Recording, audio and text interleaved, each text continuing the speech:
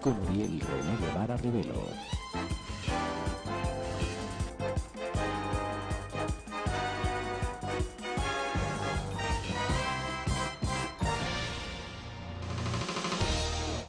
Reciban, amigos televidentes, el saludo cordial de Coral Televisión, de Testimonio de Nariño. Esta es la entrevista y queremos agradecerles a ustedes toda la sintonía, las voces de aliento que nos han dado en este retorno que tenemos con nuestro programa. Siempre, cada día, un personaje diferente en todos los ámbitos de la vida nuestra. Queremos constituir un aporte periodístico muy sano para que nosotros, a través de los líderes, a través de los movimientos, a través de los ideales, podamos construir el municipio de Ipiales, o reconstruir, como ustedes consideren mejor, porque tenemos un gran reto, el reto de la vida, y sabemos muy bien que la vida no es todo lo que se vive y se ha vivido, sino especialmente lo que queda por vivir. Ese es el gran reto. ¿Qué vamos a hacer en lo que queda por vivir?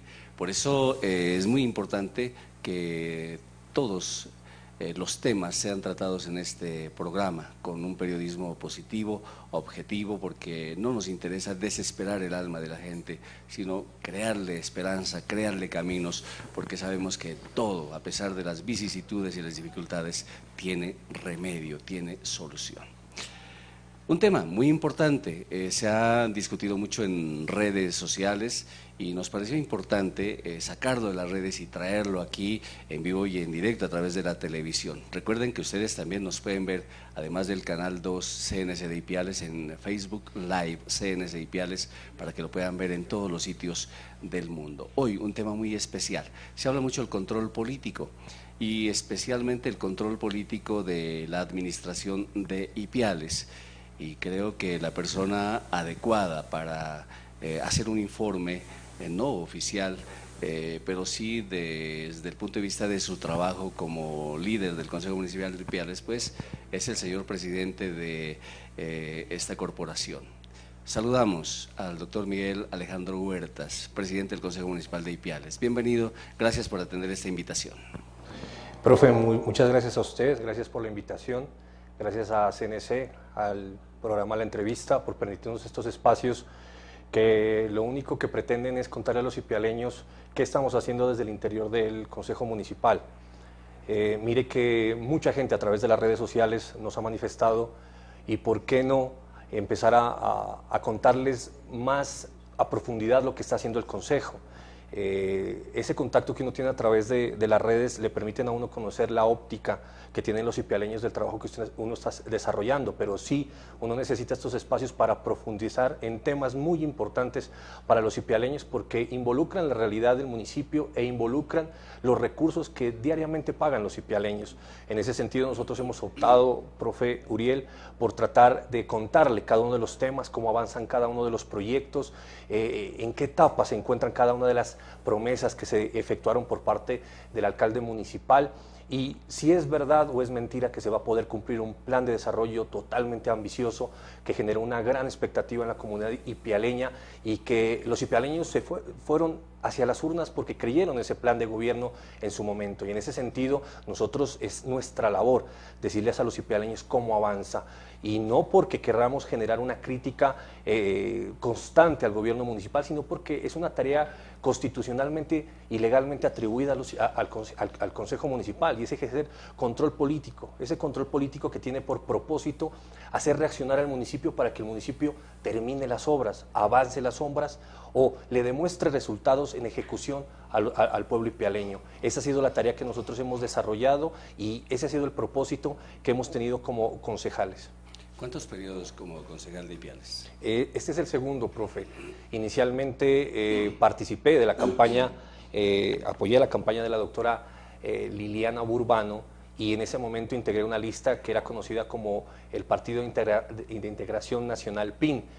Salí como candidato, salí como concejal, trabajé en oposición al gobierno del doctor Darío Vela, y posteriormente a eso participé de las contiendas electorales, ya integrando una lista denominada Opción Ciudadana, que fue una fusión se convirtió el PIN en Opción Ciudadana y participé de un proyecto político nuestro, un proyecto político que nació en el corazón de concejales que decidimos presentar una candidatura a los ipialeños, que fue la candidatura liderada por el doctor Arturo Ortega, un proceso político que solo nos dejó a nosotros grandes satisfacciones, que en ese momento lo tomamos como, una pérdida, pero que cuando el tiempo fue pasando nos dimos cuenta que eso solo nos ocasionó grandes resultados, porque nos permitió decirle a los ipialeños que nosotros, en esa responsabilidad que tenemos como generación, decidimos intentarlo.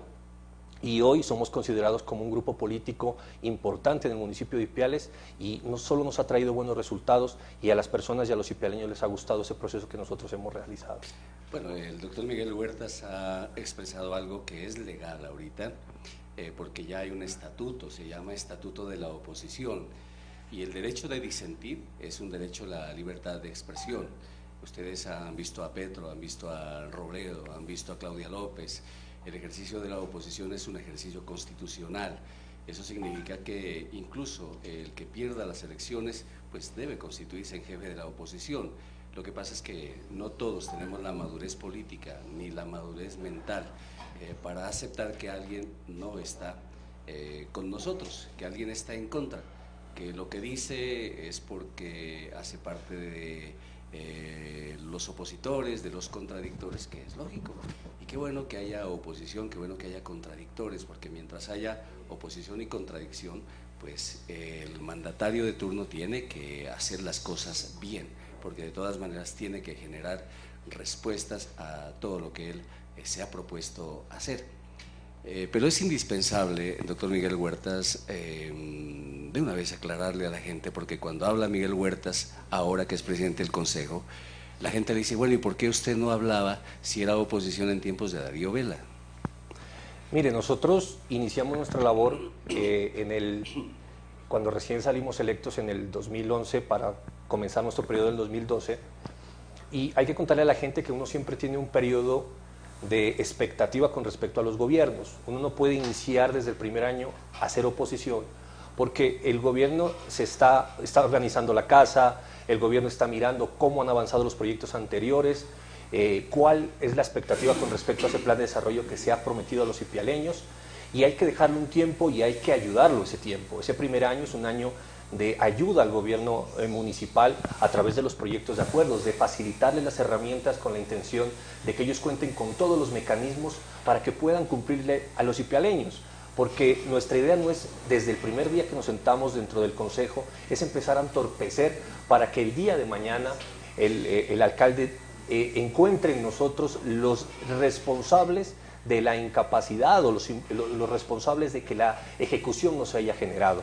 En ese sentido, en ese primer año del doctor Darío Vela, nosotros no ejercimos una oposición directa, pero cuando el tiempo va avanzando y el tiempo continúa, nos hemos dado cuenta que los tiempos ya no dan, que los recursos no llegan, que esas promesas tan ambiciosas se están quedando solamente en papel y en plan de desarrollo, y ahí empezamos a hacer una oposición al doctor Darío Vela.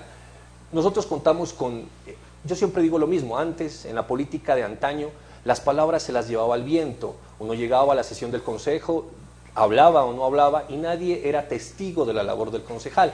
Ahora todo queda en las redes, todo queda grabado, y nosotros comenzamos a hacer una oposición a través de mi página de Facebook. Ahí descansan, si ustedes buscan, a partir del 2012, 2013, yo empecé a escribir unas columnas con respecto a unas promesas. La Universidad de la Frontera fue muy discutida y debatida por nosotros. Yo le dije a los ipialeños que no iba a haber Universidad Pública de la Frontera, porque en las averiguaciones que nosotros hacíamos nos dábamos cuenta que el tema de universidad obedecía a una bolsa de recursos, y esos recursos no generaban la posibilidad de que Ipiales cuente con universidad propia. De igual forma, se le propuso a los ipialeños una villa olímpica, y nosotros le dijimos a los ipialeños que tampoco era posible porque los recursos no se miraban, y ahí están escritas cada una de esas columnas. Hubo un tema que hoy se retoma, profesor Uriel, y que es bueno traerlo desde ya, que en la época del doctor Darío Vela hubo la posibilidad real de darle casa a los pobres. Se expidió una ley que era la ley 1537 del 2012, que establecía las viviendas de interés prioritario. ¿Qué tenía que hacer el gobierno nacional, el gobierno municipal? Darle el lote para que se puedan construir 636 casas que fueron para el municipio de Ipiales. Y nosotros le contamos a los ipialeños que esas casas no iban a quedar en manos de los pobres más pobres de Ipiales, que se habían priorizado unos sectores desplazados, reunimos, y que esas casas iban a ir a esos sectores, y los pobres ipialeños no iban a tener casas. Y hoy nos damos cuenta que esa es la realidad, que ese proyecto de la ovejería obedeció a otros sectores, pero que el pobre más pobre todavía no tiene casa. Nosotros siempre ejercimos la oposición, los debates del CCP, del Centro de Comercio Popular, están en los registros donde le contamos a los ipialeños por qué no avanzaba la obra. Denuncias que después fueron bandera de esta administración, nosotros las hicimos y las hicimos a través de controles políticos.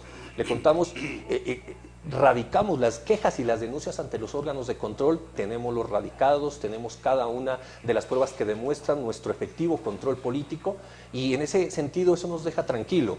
Es decir, que los proyectos que el doctor Darío Vela dejó entregando, nosotros los ayudamos, los hicimos todo para sacarlos adelante, pero aquellas cosas a las cuales él se comprometió y quedaron solos en papel, nosotros ejercimos una oposición crítica. Qué bueno es que a partir de la presidencia del doctor Arturo Ortega del Consejo Municipal, que fue en el 2014, él decidió, en una estrategia que fue muy bien traída y que nosotros hoy hacemos réplica, llevarle cámaras, meter cámaras al Consejo Municipal, porque anteriormente las sesiones del Consejo Municipal duraban 10, 15 minutos, la gente llegaba, firmaba las actas y salía, solamente existían debates cuando el tema era muy álgido, pero hoy con las cámaras la gente se ha dado cuenta que nosotros estamos haciendo un control exhaustivo a cada una de las promesas del gobierno municipal, y esos registros descansan en mi página de internet y descansan en los anaqueles del Consejo, y por eso estamos hoy nosotros tranquilos ejerciendo una oposición también a esta administración. Bueno, es la respuesta a la inquietud. Entonces, cuando se le dice al doctor Miguel Huertas, mire, ahora sí habla porque pues le conviene y quiere ser alcalde, pero antes no hablaba porque no le convenía, estaba en otro cuento. ¿Quiere ser alcalde a propósito? Yo creo que esa es la labor que tenemos todos como políticos. O sea, el político que inicie su tarea de ser concejal y diga, yo quiero ser concejal por siempre, está mintiendo. Todos tenemos la intención de llegar a ser alcaldes, llegar a ser gobernadores, llegar a ser representantes y llegar a ser senadores. ¿Y por qué no llegar hasta ser presidentes? Uno tiene esa intención, pero esa intención se va concretando en la medida en que la gente se lo vaya diciendo. Y yo pienso que esa intención que tenemos de querer ser alcaldes, cada día la veo más sólida, más concreta, cada día la veo que se está generando, que se hace más real. Nosotros seguimos trabajando, no descuidamos ni un solo día la labor que hemos iniciado, pero que ese fin y esa meta sea la alcaldía, Dios quiera que con la bendición de los ipialeños así sea. Bueno, 27 años cumplimos nosotros el pasado 21 de octubre, nos cayó domingo y estábamos felices porque en 27 años, les cuento, era alcalde Germán Villasís. Luego vino Eduardo Realpe, luego vino Guillermo Enríquez Miranda, luego vino Luis Fernando Villota, vino Alfredo Almeida, repitió Villota, vino Gustavo Estupiñán, Darío Vera de los Ríos y Ricardo Romero. Todos los gobiernos han pasado y nosotros estamos aquí y hemos sido testimonio de todos estos gobiernos. Y seguramente, mientras Dios nos tenga con vida, eso va a seguir pasando. Seguirá Romero, vendrán otros 2, 3 más al gobierno y allí vamos a estar, repito, si Dios lo permite. Pero eso también nos da a nosotros un bagaje de conocimiento para decirles que cada campaña, pues siempre ha habido opositores. Y por ejemplo, los que querían ser alcaldes en tiempos de reemplazar a Villasís, estaba por ejemplo Eduardo Realpe con el mayor Bermúdez en esas épocas. El mayor era pues no tan mayor, pero siempre ha sido el político. Nosotros pensábamos que el mayor siempre había sido mayor. No, era menor en ese tiempo, en cuanto a edad me refiero yo, no en cuanto a rango. Bueno, un saludo para el mayor Bermúdez. Claro que sí. Y entonces era una oposición férrea, es decir, el alcalde de turno nunca sirve para nada porque el opositor pues tiene que valerse de eso, y si eso se junta con el descontento ciudadano, pues la fórmula se bate sabrosamente, es más fácil. Es lo que le pasó a Santos ahorita con Uribe y tratar de ganar la presidencia como la obtuvo Duque. Entonces, nosotros recordamos que pues, con Guillermo Enríquez estaba la Convergencia en contra, estaba Carlos Pantoja, y siempre ha habido un contendor. Ricardo Romero tuvo 2 campañas para hacer el contrario de Gustavo Estupiñán, de Darío Vela, y entonces era un opositor descarnado, y se iba con todo para que la gente volteara la mirada hacia él y que esa crítica que él hacía de Gustavo Estupiñán, de Darío Vela, pues recayera en la confianza que tuvo en el 2015 a finales, y una votación de 20,000 y pico de votos. Ganó a Yesid Cuarán, que estuvo en números redondos por los 13,000, a Amílcar, que estuvo por los 8,500, a Arturo Ortega, que estuvo por los 8,000, y Gerson creo que estuvo por los 3,000 votos. Es decir, obtuvo la mayoría, pero sumados los demás no son mayoría. Por eso es difícil cohesionar un pueblo cuyos mayores votos están por otras partes. Por eso es importante la labor del Consejo Municipal, que durante el primer año se dé todas las herramientas al gobierno entrante para que pueda construir su plan de desarrollo, y que ese plan de desarrollo pues tenga mucha relación con el programa de gobierno que se plantea como candidato, y que todas las promesas pues hallen un curso jurídico legal y que tenga un viaducto, un conducto expedito para que se puedan hacer las cosas. Y allí vienen las críticas, estamos a un año. Yo creo que es el 27 de octubre del año 2019, si es que el Congreso no decide otra cosa y les otorga 2 años más a los actuales alcaldes y gobernadores para que se unifiquen los periodos, según el cuento que tienen de ese acto legislativo que en su primer debate pasó en la Cámara, pero le faltan 7, pero esa es la propuesta.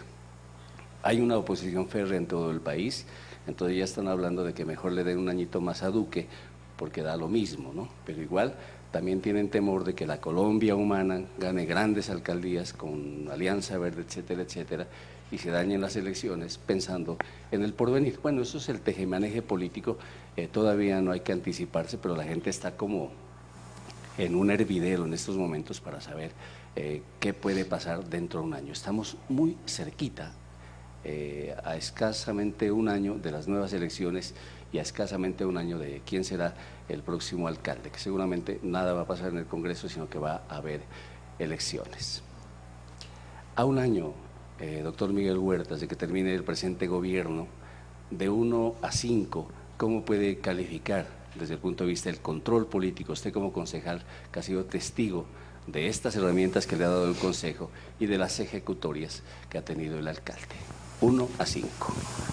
Hay que ser franco, y nosotros que conocemos la realidad del municipio nos damos cuenta que un plan de desarrollo y una expectativa de proyectos que se le presentaron a los ipialeños, que iniciada la campaña, el periodo de gobierno del señor Ricardo Romero, nos llevaron a un colegio donde vino el gobernador, donde se comprometieron una bolsa económica de más de 62,000 millones de pesos, donde se habló de una serie de proyectos para los ipialeños. Pues nos damos cuenta que hoy el avance ha sido mínimo.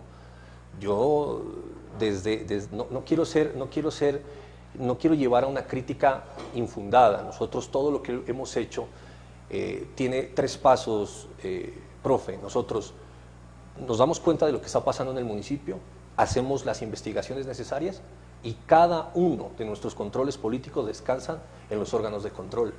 Están las evidencias de los radicados ante Contraloría, Procuraduría y lo que amerite Fiscalía. ¿Por qué? Porque nosotros entendimos que el control político no es hablar por hablar, no es generar inestabilidad al gobierno, porque los únicos que pierden son los ipialeños. Yo no hago nada con empezar a entorpecer los proyectos del señor Ricardo Romero, porque al final él pasará, yo pasaré, y otro será el alcalde y otro será la corporación, pero Ipiales será el que perderá. Y en ese sentido yo califico esta administración en avance de ejecución en menos del 2%, menos de 2%. ¿Por qué? Porque si nosotros empezamos a hablar de cada uno de lo prometido, nos damos cuenta que el proyecto bandera de la administración, el proyecto que se vinculó a toda la comunidad ipialeña, porque tocaba un tema sensible que es la educación superior para los ipialeños, pues se quedó en palabras. hablando de la ciudadela del conocimiento.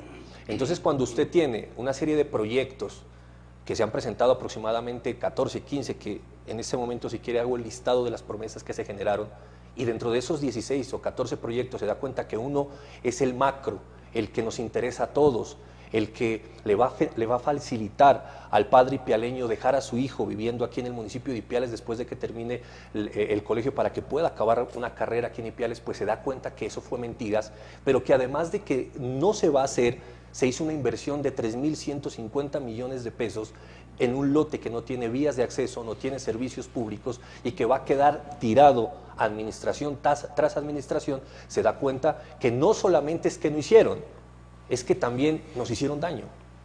Y entonces en ese sentido yo califico esta administración no por ser radical en mis apreciaciones, pero sí la califico en menos de 2 puntos. Menos de 2, y no es porque estemos ya a puertas de la campaña, sino que usted tiene evidencias para sustentarlo. Mire, yo quiero hablar de 5 temas en controles políticos. La gente juzgará si mi oposición es una oposición que tiene por interés empezar a engrosar mi discurso con miras a llegar a una alcaldía, o si por el contrario lo que nosotros hemos hecho lo hemos hecho basado en la realidad que padece el municipio. Antes de que continúe, doctor Miguel, cuando usted dice mi oposición, ¿significa que usted está solo o que lidera un grupo político grande? Bueno, la gente dice una coalición de concejales que están con su mismo pensamiento, su misma actitud frente a la situación administrativa.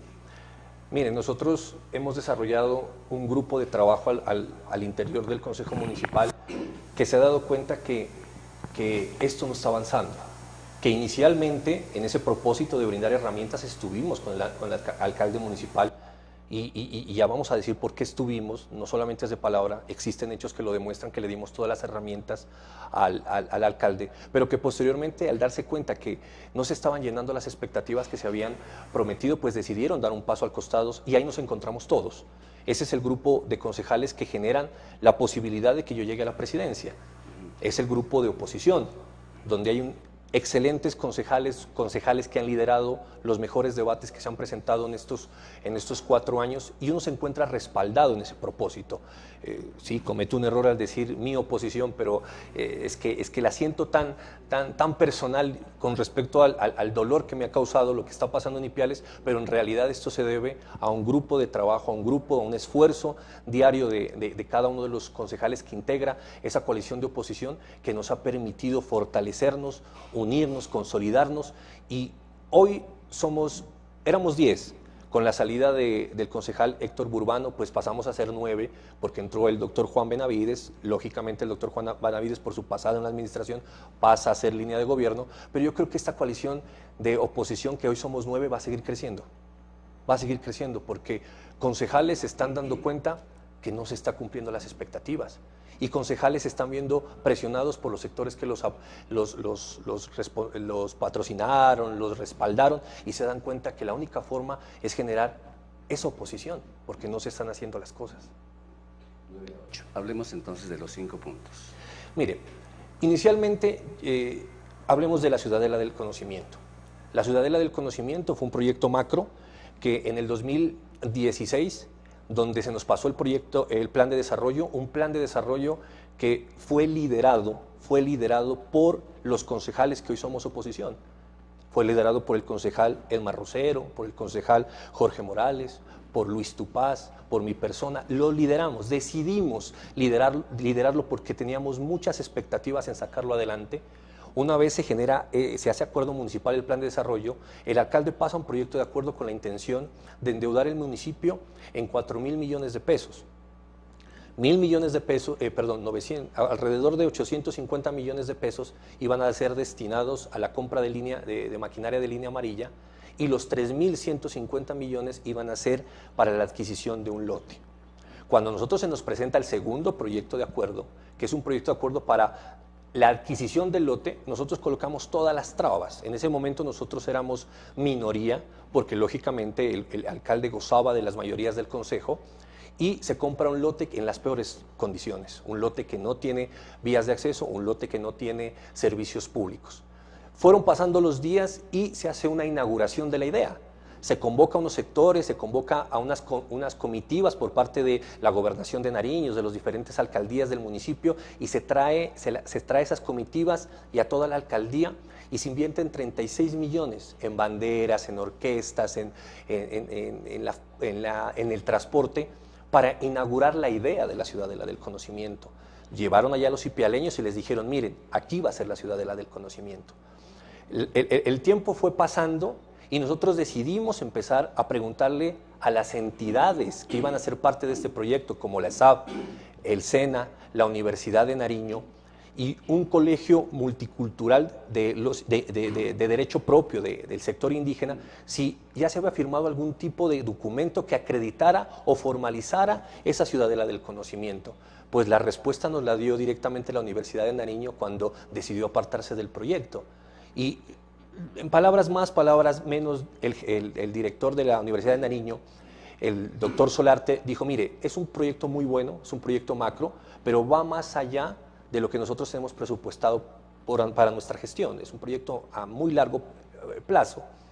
Y entonces nosotros le preguntamos a las demás universidades, bueno, ¿qué pasó? En ese desarrollo nosotros hicimos los controles políticos, citamos a los secretarios de Educación y nos dijeron, miren, ya no va a venir la Universidad de Nariño, estamos en comunicaciones con la Universidad del Cauca y es muy posible que llegue a la Universidad del Cauca. Ya con el SENA y el ESAD hemos desarrollado las comunicaciones y podemos decir que ellos también están.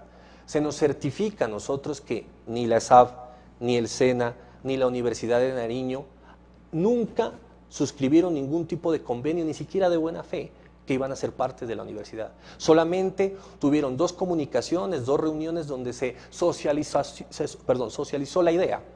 Y nosotros le decimos, bueno, el último control político en el mes de agosto pasado, le decimos a la secretaria nueva de Educación, ¿qué pasa con el proyecto de la Ciudadela del Conocimiento? La respuesta nos dejó pues perplejos a todos y dejará perplejos a los ipialeños. Nos dijo, el proyecto, faltando 1 año, 4 meses para que se termine esta administración, el proyecto va a sufrir un redireccionamiento. Ya no va a ser lo que se había dicho, sino le vamos a dar otro camino. Doctora, ¿cuál es el camino? No, todavía no lo hemos determinado. Volvimos a convocar y se nos presenta una idea filosófica del proyecto de la Ciudadela del Conocimiento. Y por eso nosotros hoy le podemos decir con toda claridad a los ipialeños que Ciudadela del Conocimiento no va a existir, que Ciudadela del Conocimiento no va a haber, que la infraestructura educativa que se prometió no va a haber. Ahora, ¿qué si estamos convencidos de que va a existir? Va a existir un proyecto paralelo a la Universidad de Nariño, que la Universidad de Nariño nos va a venir a ayudar para utilizar ese lote para poder empezar a hacer unas granjas experimentales que sirvan de la posibilidad de los estudiantes de la Universidad de Nariño de ir a hacer sus prácticas allá, en diferentes áreas, pero lo que se prometió no se va a hacer. Segundo, se habla de casas gratis. En días pasados, en meses pasados, el alcalde municipal dice, tuvimos una reunión con el ministro de Vivienda, Ciudad y Territorio, y vamos a hacer una base de datos que involucre a todas las personas que carecen de vivienda propia, con la intención de empezar a generar proyectos de vivienda.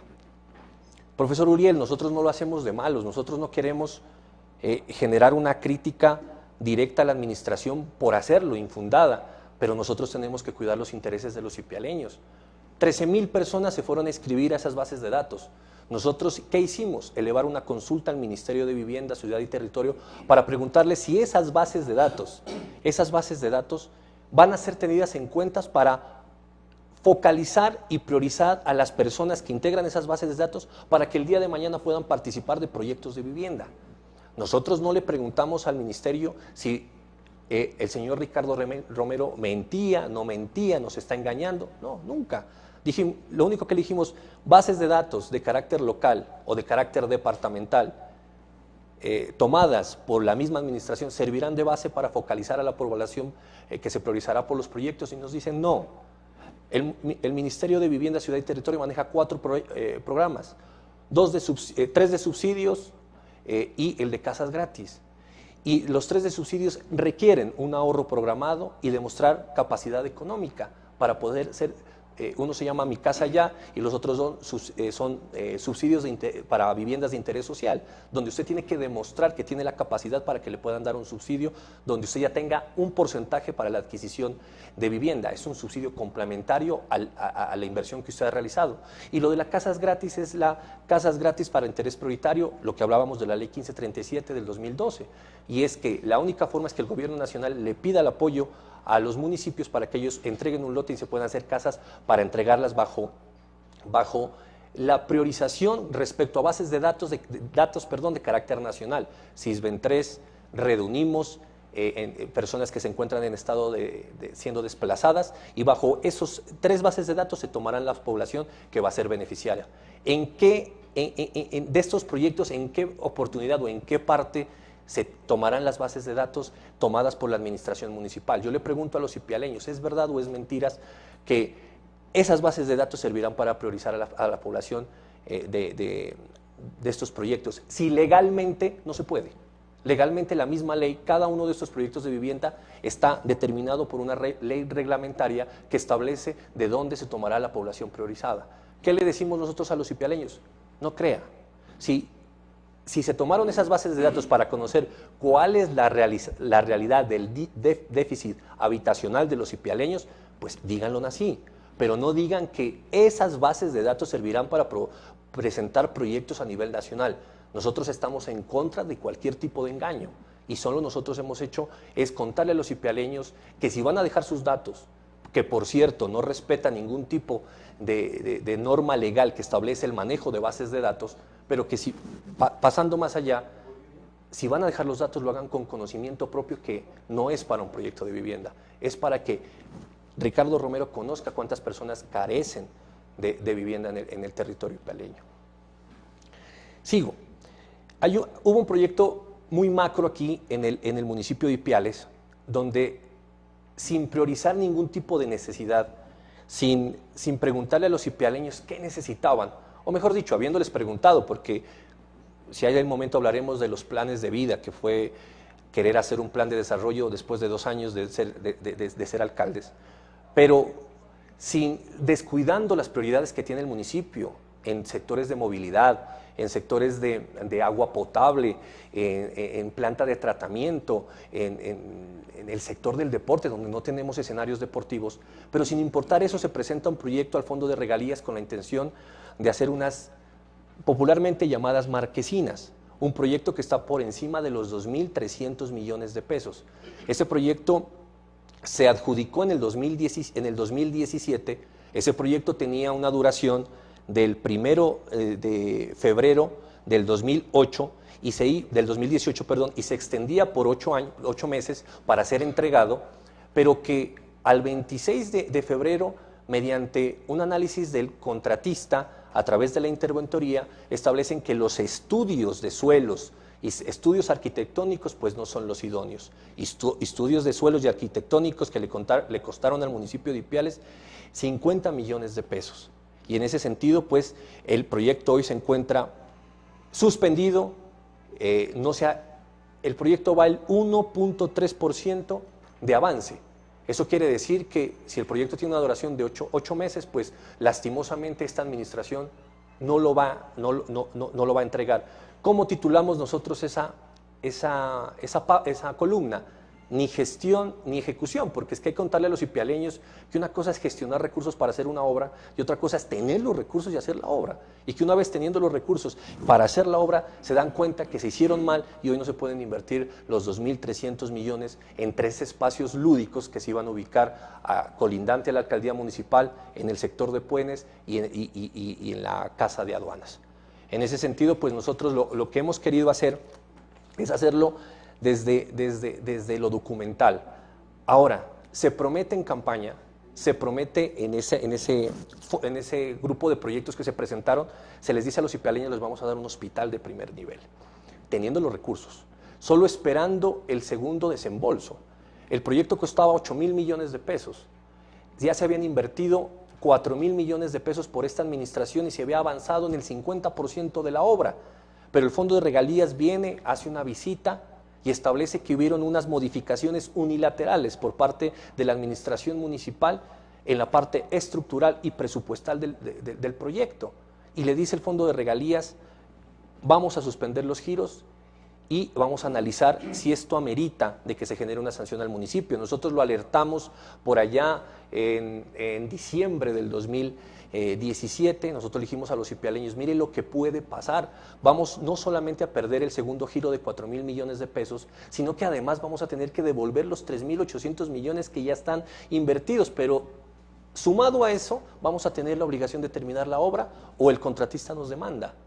La administración dijo que no, que ya se había generado un tipo de subsanación a cada uno de los hallazgos, que se habían tenido unas reuniones y lastimosamente para los ipialeños, no es que nosotros no nos alegramos con el mal, con lo malo que le pasa a Ipiales, porque nosotros nacimos aquí y vamos a morir aquí, nosotros somos ipialeños y queremos a nuestra tierra, nosotros amamos a Ipiales y cada vez que le pasa algo a Ipiales nos duele, entonces nosotros no nos alegramos, nos da rabia y nos indigna que le mientan a los ipialeños, y en ese sentido sale la resolución 481 donde le impone 5 cargas al municipio de Ipiales.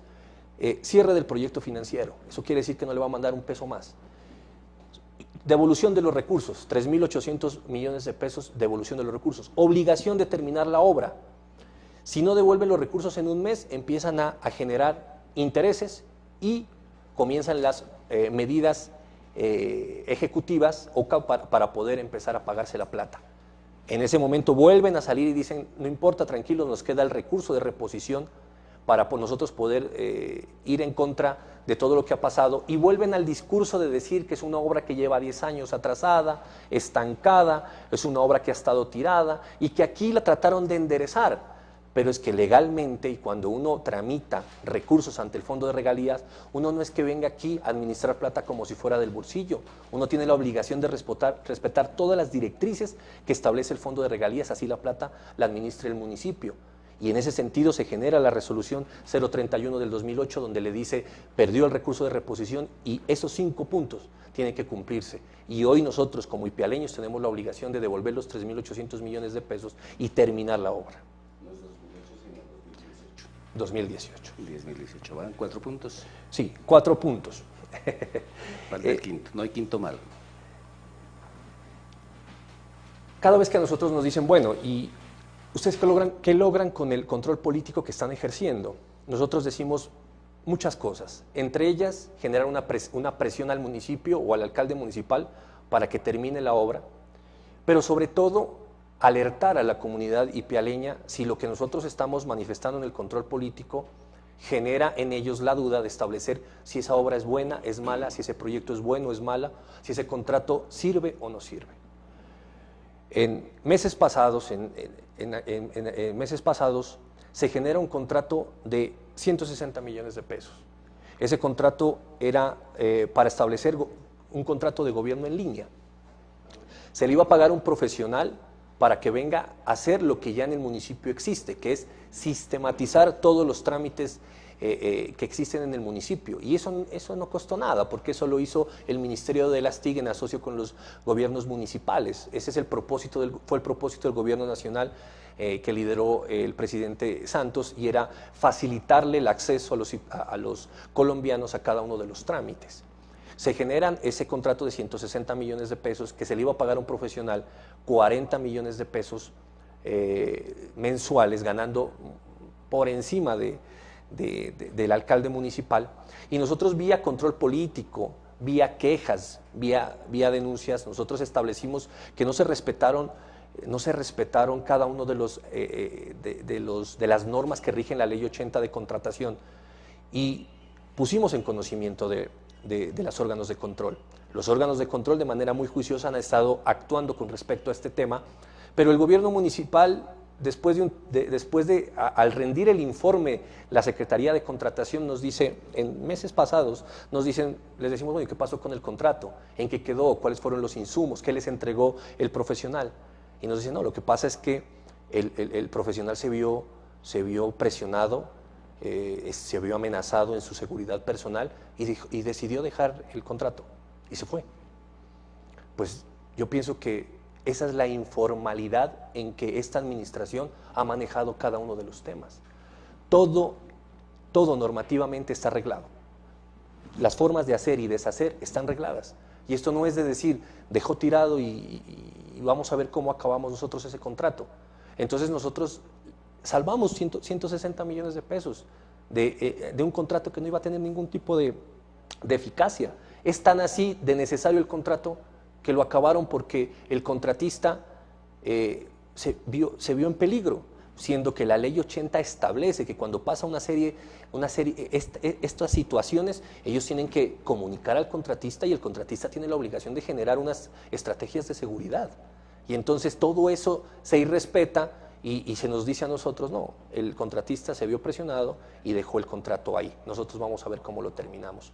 Entonces, bajo ese análisis, sumado a que si nosotros hablamos de cada una de las promesas que se hicieron, Boulevard bueno, más adelante hablaremos de cada una de esas promesas que se hicieron, y nos damos cuenta que no existe ni siquiera el proyecto radicado en la entidad competente, pues hoy somos conocedores de que el municipio no avanzó, se estancó, y sumado a eso, se generó un detrimento con respecto al patrimonio del municipio, porque hoy tenemos, vuelvo a insistir, un lote que va a estar tirado de 3.150 millones. Yo, para terminar este punto, profe, yo miraba cómo los profesores nos presionaban en su oportunidad, usted que es profesor, para que facilitemos un empréstito de aproximadamente 3.500 millones para que se termine la infraestructura educativa. Cómo la gente cada día, diariamente llama a los medios de comunicación a decirles se me fue el agua en este sector, se me fue el agua en este sector, hay un brote de agua y no lo pueden controlar. Cómo todos los días nos dicen a nosotros, mire que me llegó el agua de este color, mire cómo me llegó el agua de este olor. Y cuando se habla en la administración es que necesitamos recursos para poder generar un proyecto macro que involucre desde la cuenca del Río Blanco, desde la bocatoma de la planta de tratamiento, la planta de tratamiento y el sistema de conducto de Ipiales.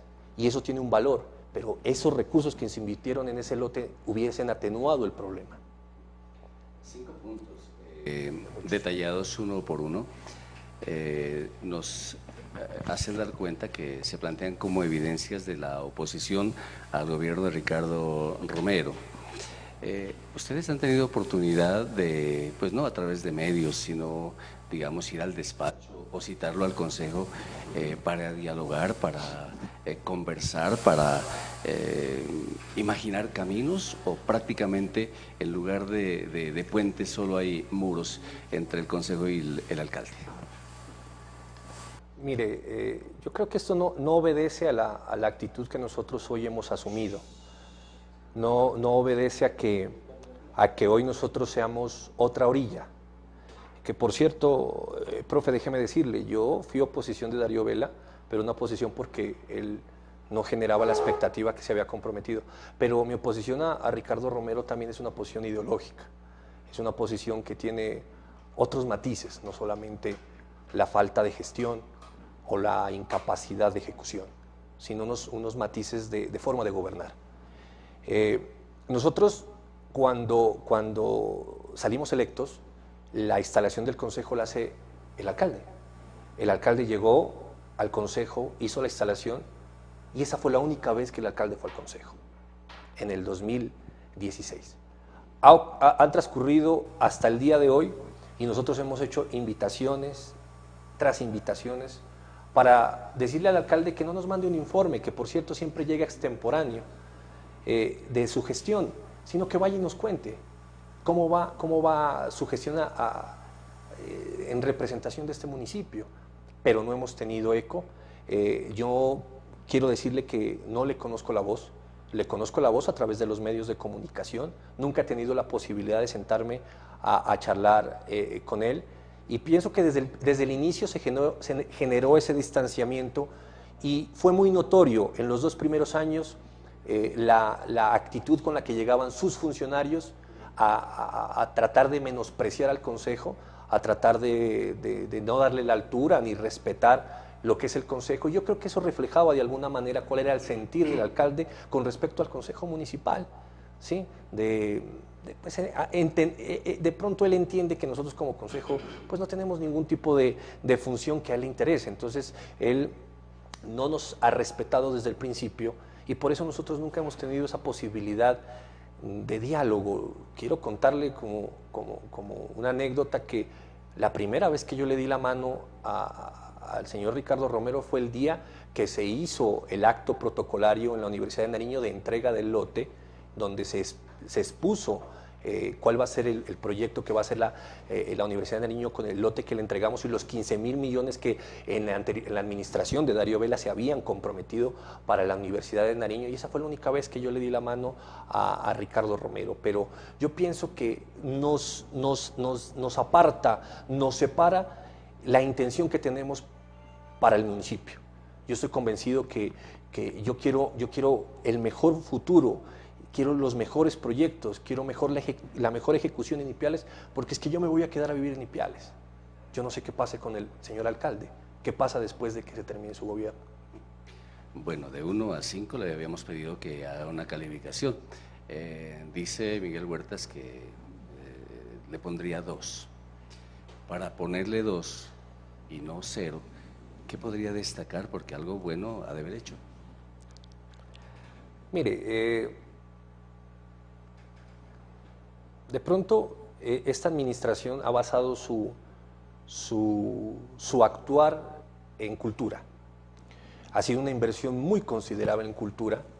En los 2 primeros años nosotros criticamos la forma en que se estaba contratando lo de cultura, porque se ingeniaron un fondo, Fonsur, y ese Fonsur no tiene la obligación de respetar los postulados de la Ley 80 porque se rige por el derecho privado, y entonces lo que se hacía era convenios interadministrativos, la administración con Fonsur, se enviaban los recursos altísimos. En el primer año fueron aproximadamente 2.300 millones, el segundo año fueron 2.600 millones, se enviaban los recursos y Fonsur se encargaba de contratar, pues coloquialmente se dice a dedo, porque ellos determinaban a quién contrataban, porque no tenían que hacer procesos de licitación, contrataciones directas, no, porque ellos podían hacerlo directamente. Nosotros criticamos esa forma de contratación, pero de alguna forma digamos que hubo una inversión en cultura, siendo que los sectores de cultura pues también nos han manifestado a nosotros que están un poco olvidados.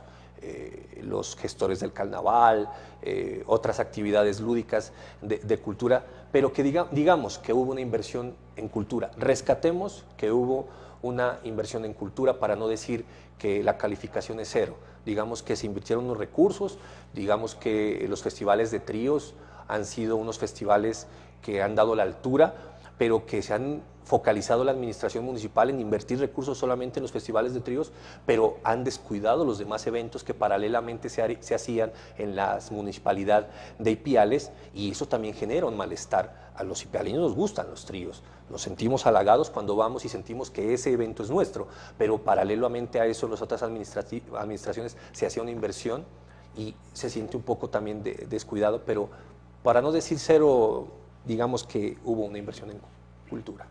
Bueno, una cosa es la cultura y otra cosa es el espectáculo. A la gente le gusta el espectáculo, pero los que trabajan en la cultura se sienten a veces huérfanos. La cultura, no todo es espectáculo, a veces es sacrificio, es un trabajo desconocido, es un trabajo tapado. Es como cuando un orfebre hace su obra o un artesano hace su carroza o su disfraz. Entonces, cuando se habla de cultura, no siempre se debe decir que la cultura es espectáculo. La cultura viene una formación espiritual muy amplia, muy profunda, llena de valores, en donde los maestros van a generar buenos ejemplos. Por eso, si se invierte en cultura, debería invertirse también en recreación sana, debería invertirse en deporte, que es lo que en últimas la juventud, la niñez está requiriendo con urgencia.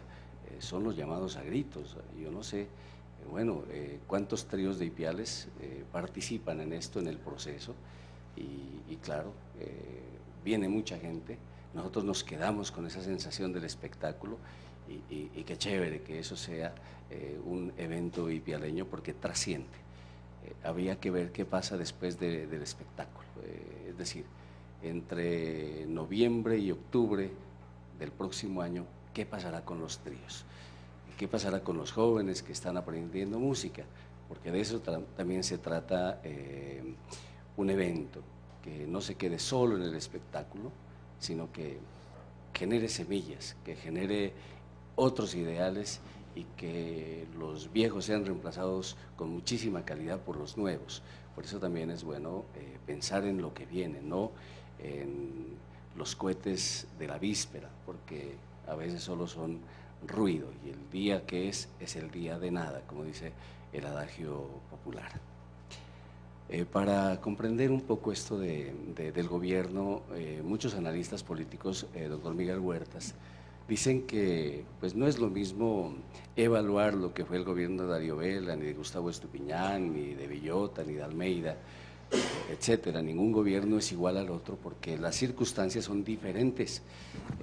Un tiempo hubo cupos indicativos, por ejemplo, donde la chequera de los congresistas iban donde los alcaldes amigos. En otro tiempo se habló de proyectos, ahora se habla de regalías.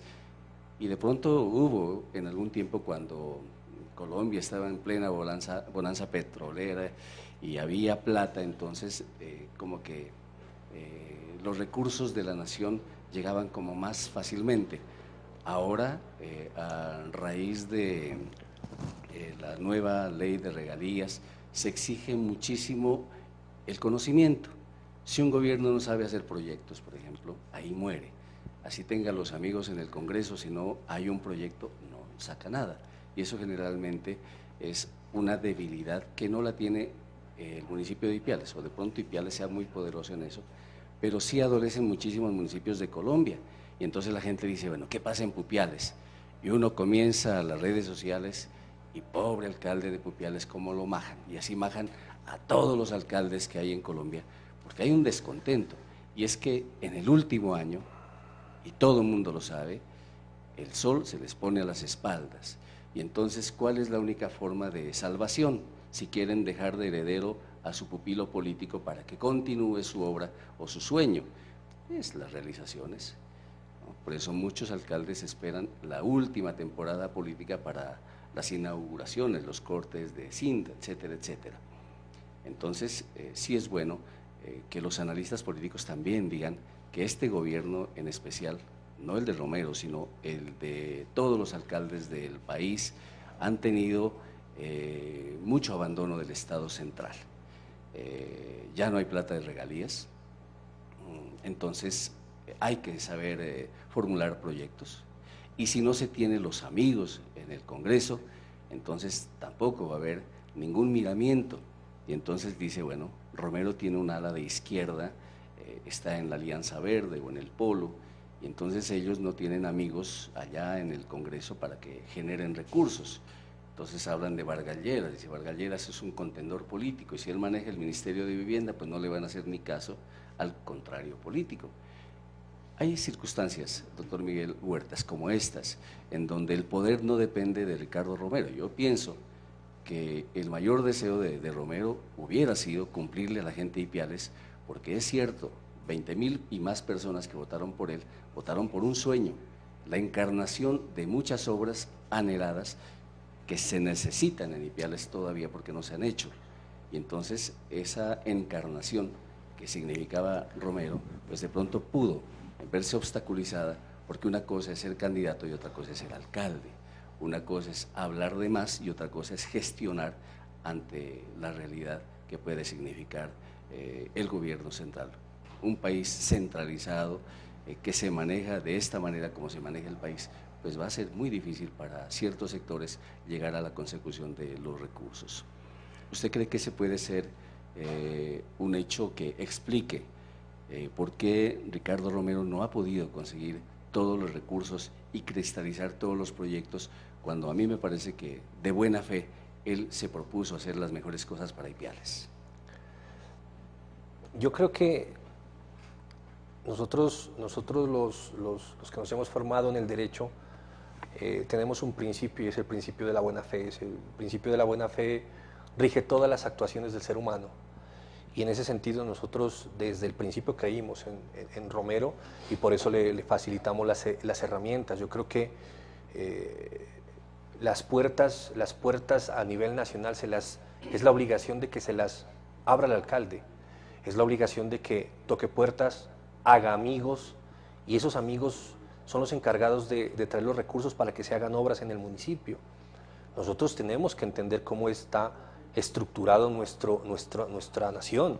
Nosotros tenemos que saber que con los recursos que le ingresan al municipio por impuesto de industria y comercio, por sobretasa a la gasolina, por impuesto predial unificado, pues lastimosamente solo alcanza para pagar el funcionamiento y tener como una especie de colchón para tratar de tapar unos huequitos dentro de la administración. Pero la verdad es que las grandes obras obedecen a grandes proyectos gestionados a nivel nacional. Yo puedo entender que ese fue un limitante para el alcalde municipal, no tener la posibilidad de tener puentes, tener amigos que le permitan traer recursos al municipio.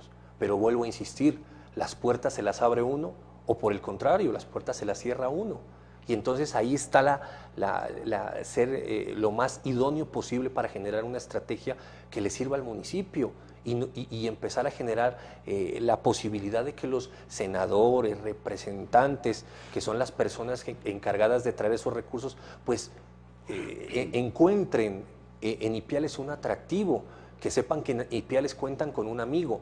Pero pues si se generan esos problemas políticos de empezar a tratar de llenar otros escenarios políticos, de empezar a colocar candidatos en cada una de estas y se le empieza a dar las espaldas a las personas que ya ocupan esos cargos, pues yo creo y le digo de la manera más sincera, pues ningún parlamentario va a tener esa motivación de traer un proyecto para Ipiales, porque lastimosamente nuestro sistema político funciona así, no debería hacerlo, pero ese proyecto político, ese proyecto que se trae para Ipiales, pues tiene que ser, Ipiales tiene que responderle a ese político. Y lastimosamente yo pienso que esta administración se ha encargado de cerrarse las puertas a nivel nacional y hoy no tiene la posibilidad de contar con amigos. Hoy tiene un senador que comenzó su tarea, que Dios quiera sirva de ese puente que se está solicitando para que los recursos lleguen al municipio,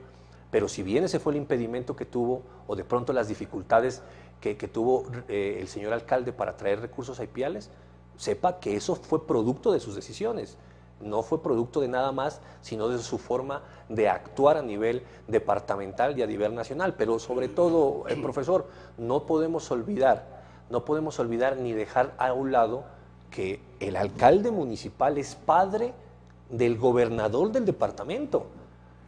Esta posibilidad de que el gobernador tenga un vínculo sanguíneo con el alcalde de Ipiales, yo pienso que no se va a volver a presentar nunca.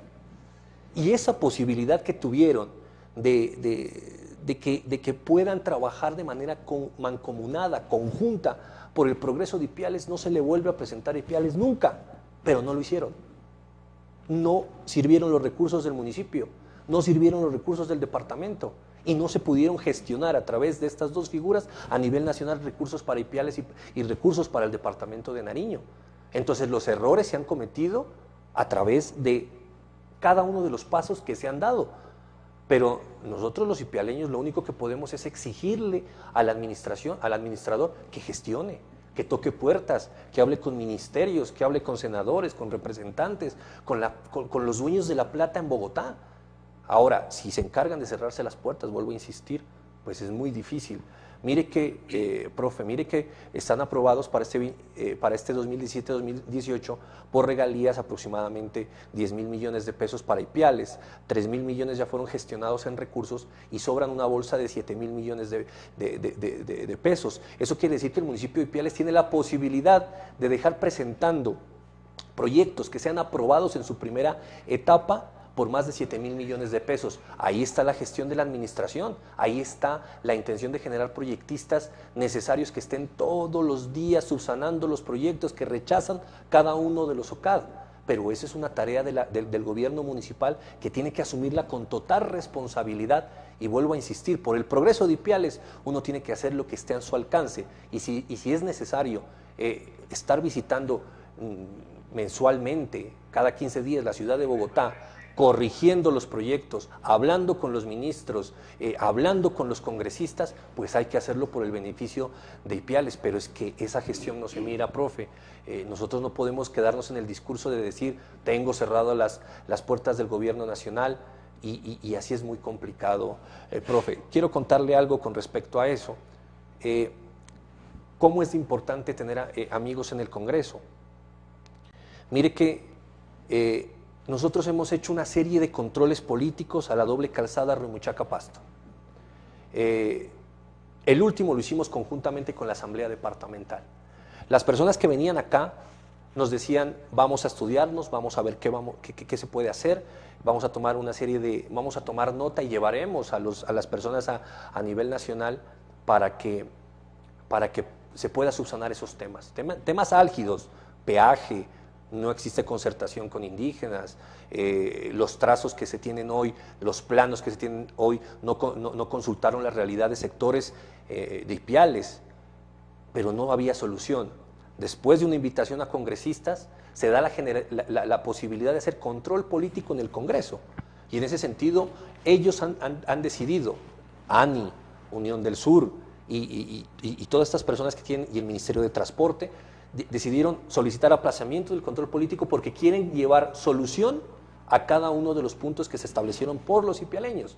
Entonces, dígame si no es necesario tener amigos en el Congreso, profe. Es la única forma de solucionar los problemas. Bueno, la falta de recursos, cuando no hay éxito en la gestión, pues se traducen en créditos internos. Hay un programa de pavimentación que se está llevando a cabo con un crédito de más de 8.000 millones de pesos.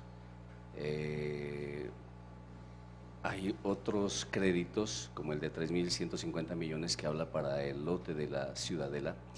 Muchos dicen que ese puede ser territorio indígena y que un día menos pensado lo van a ocupar los indígenas, y que entonces adiós proyectos. No sé si será cierto, pero eso dicen. El nivel de endeudamiento se justifica porque el Consejo tiene muchísima responsabilidad al otorgarle esos cupos al gobierno, porque pues en últimas, si el Consejo, que es muy importante para un alcalde, no le da el visto bueno, entonces tampoco hace ni lo uno ni lo otro. Mire, nosotros en el 2016, contarles a los ipialeños, en el 2016 tuvimos un punto récord en los ingresos del municipio. Confluyeron todas las fuerzas económicas, o sea, hubo la posibilidad de que el batallón sane una deuda con el municipio, hizo un pago muy alto, pero además hubieron una afluencia de locales comerciales que abrieron sus puertas por la bonanza económica, y el municipio recaudó por encima de los 20.000 millones de pesos. Eso nunca había ocurrido.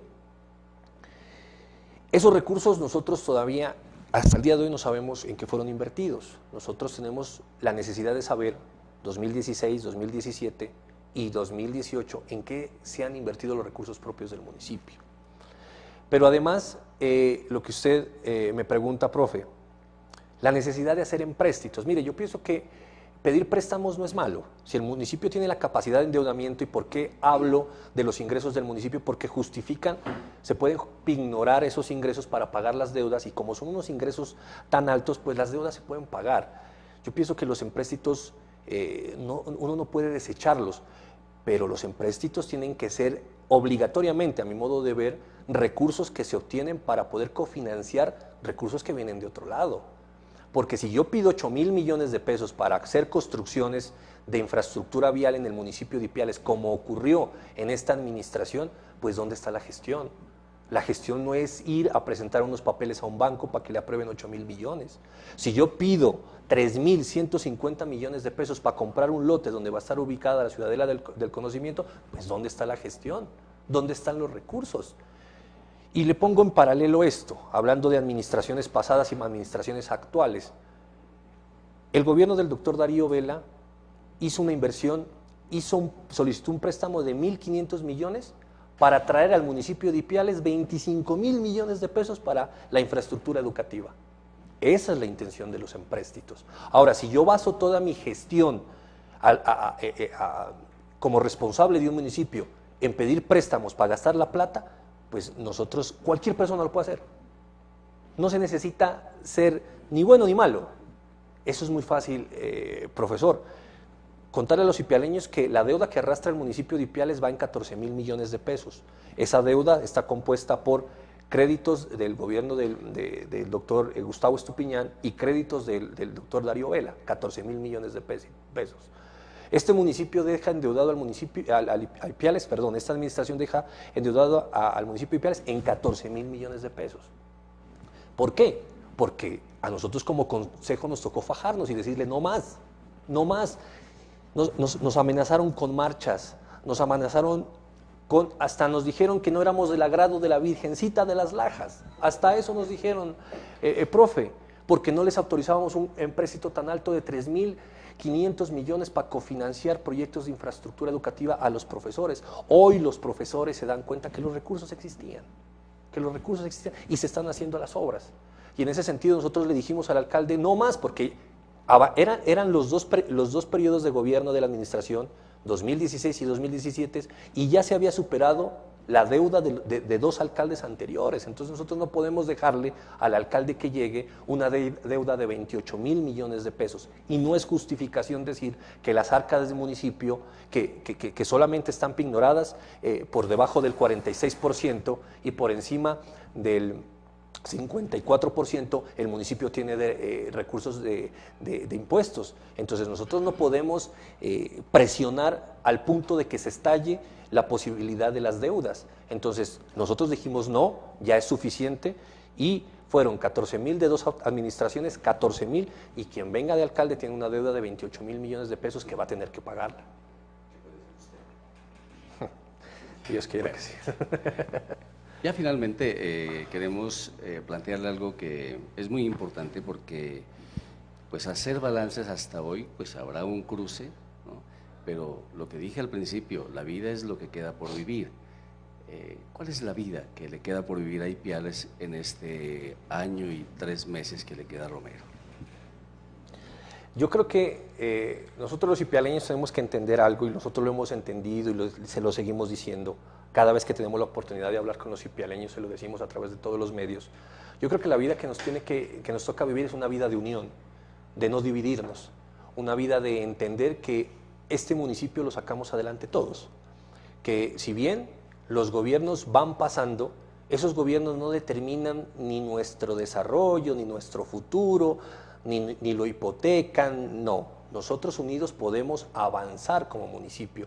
Y es tan así, profe, que a través de los tiempos y de cada uno de los gobiernos que han existido, Ipiales ha crecido y ha crecido de una forma desmesurada, de pronto sin mayor organización, pero que nos damos cuenta que Ipiales va a continuar creciendo, porque en Ipiales confluyen todas las fuerzas económicas de las provincias de Obando, más el hermano país del Ecuador. Entonces nosotros tenemos unas oportunidades muy buenas para crecer como municipio, que necesitamos que eso esté integrado con un buen alcalde, con un buen gestionador, con un buen representante de nuestro municipio, pues es lógico. Pero yo creo que nosotros tenemos que seguir caminando ese camino de unión, no de desesperanza. Así, cada día que se genera un discurso por parte del mandatario local nos lleve a eso, a tratar de dividirnos, a que se vuelva a hablar de buenos y malos, que se vuelva a hablar de corruptos y de honorables, pero yo creo que eso no tenemos que entender, que ya lo vivimos.